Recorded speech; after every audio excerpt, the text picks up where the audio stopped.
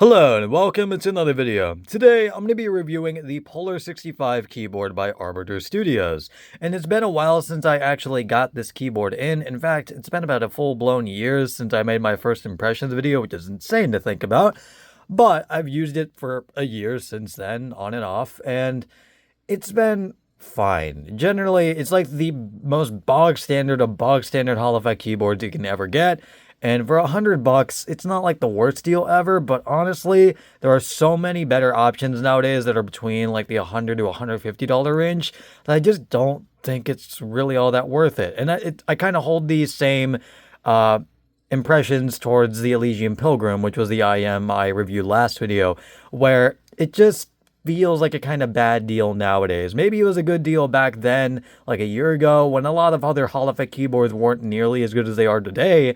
But now that a lot of them have caught up to basically almost the same level of typing feel as a standard, like, good mechanical keyboard from, like, Epo makers, stuff like that, that is, like, generally well-lubed, that is a good typing experience with, like, Gateron Jade Pros that, like, work well in games and feel good with typing. Again, I just don't think this is really worth it, especially in the standard, like, configuration and not, like, the Pro or Plus version. Now, I haven't heard if they've, like, made any improvements on those fronts, but another huge reason why to not get this keyboard is that, at least to my knowledge, still to this day, I don't think there is software that comes with this keyboard. I might be wrong about that, but I also haven't heard of any, like, web utility that has come out from Arbiter recently for like any other Hall effect keyboards, let alone this kind of old one from about a year ago. And yeah, without like any software whatsoever, it sucks having to go around and use keyboard shortcuts to adjust any little thing from the actuation to like any other feature on this keyboard. It just kind of sucks doing that compared to like a web-based driver or web-based software. You just go, or not software, but a web-based, a web-based utility where you can just go into it and change everything you want for one time and then set up a profile and then that's it. Like basically almost any Hall effect keyboard out there nowadays. I know that a lot of the web utilities can also be a little bit buggy, but it's better than, I think, to just have at least some sort of software or web utility than to have none at all and force the user to, use shortcuts on their keyboard. Now, I understand the not wanting to download software. I don't like downloading software as well for like one piece of gear that I have. I hate Razer Synapse. I have a Razer mouse. I fucking hate Razer Synapse with all my being. The only reason why I keep it is to check on my battery life. But again, a lot of other Hall effect keyboards now have web-based utilities. So you don't need to download software anyway. So at that point, why get a Hall effect keyboard that doesn't have any software, any web-based utility, and only allows you to adjust shit on the keyboard itself? And from what I've heard, there have also been firmware issues from about a year ago where the dead zone was just not set correctly compared to a lot of other Hall effect keyboards. I'm not sure if this has gotten fixed as of recent. I haven't really noticed it, to be honest with you, but it's still not a great sign. And again, even at $100, there are probably a lot of better options nowadays. Like from what I've heard, the M-Chose, like I'm pretty sure it's called Jet 75, I heard is pretty good for a budget Hall effect keyboard and has really low latency. And generally is also not even that bad to type on. So again, there's not really a whole lot of reasons to get this keyboard nowadays, instead of, just going for any other like budget Hall effect keyboard. If you look into it enough and like look into sound tests and stuff like that, just see how it fares, to the point where I'm actually getting a new Hall effect keyboard and replacing this, and I will probably use this as like my secondary Hall effect keyboard and bring it with me to like college and stuff.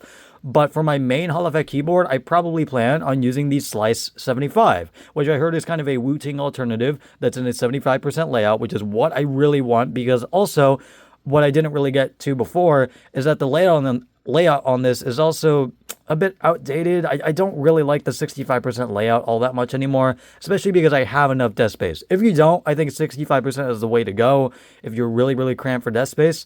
But otherwise, if you have enough desk space and you like want functionality and like F-rows and stuff, 75% is the way to go. It's a nice sweet spot between like a full-blown 100% full keyboard and a 60% keyboard that doesn't have like enough keys, in my opinion.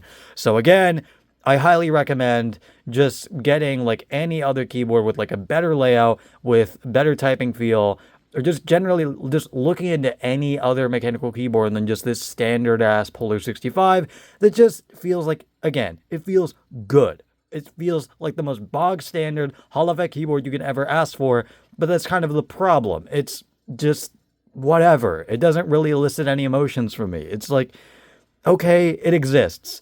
And in fact, I'm still a little peeved off that I don't know why I said that. I'm still a little ticked off that the enter and the backspace still just are a little inconsistent in terms of overall feel. Like the enter key feels a lot worse than the what the fuck? What is opening? I'm sorry, I opened a game on accident because I'm pressing keys on my keyboard. Whoopsies. But yeah, I'm sorry about that. But like again, this keyboard just generally it's like fine. Again, standard. It's the bare minimum in a Hall effect keyboard. But that's again the problem.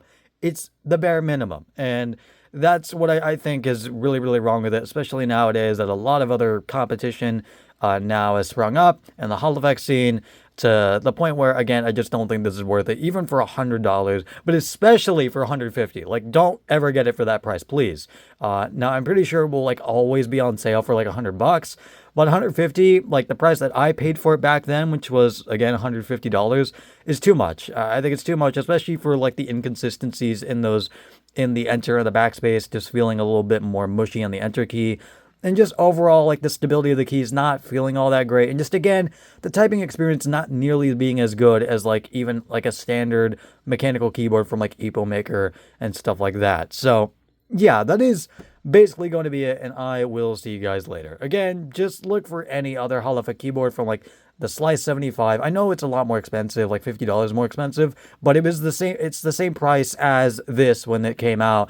And again, I feel like it's just a way better deal, not only just in terms of typing feel from what I've heard, but just generally the layout as well. So yeah, that is basically going to be it. And I will see you guys later. Goodbye.